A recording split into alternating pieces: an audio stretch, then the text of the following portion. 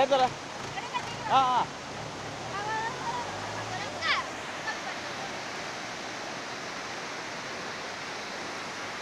வணக்கம் நண்பர்களே. நீங்கள் பார்த்துக்கிட்டு இருக்கிறது வந்து தமிழ்நாட்டில் உற்பத்தியாகி கேரளாவில் சும்மா ஆற்றுல கடலில் போயிட்டு கறக்குது. இது ஒரே ஒரு ஆறை தான் காட்டுறேன். இது மாதிரி ஒரு 7-8 ஆறு வந்து இந்த தண்ணியை வந்து ஆற்றுல போய் கடலில் போகுது வேஸ்ட்டாக.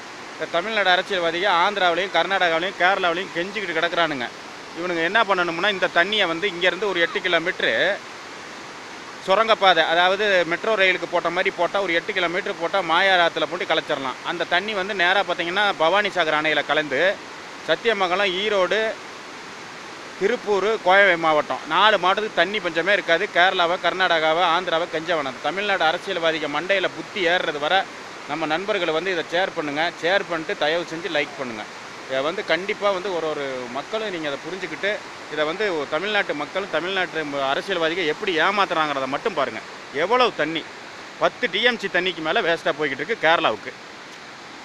ஆனால் கெஞ்சினான் கர்நாடகா, ஆந்திராவில் போய்ட்டு கர்நாடகா, ஆந்திரா, கேரளா கிட்ட போய்ட்டு கெஞ்சினான். ஆனால் அவனுங்க வந்து இந்த தண்ணி இவ்வளோ தண்ணி கேரளாவுக்கு வேஸ்ட்டாக போய் கலந்துக்கிட்டு இருக்கு.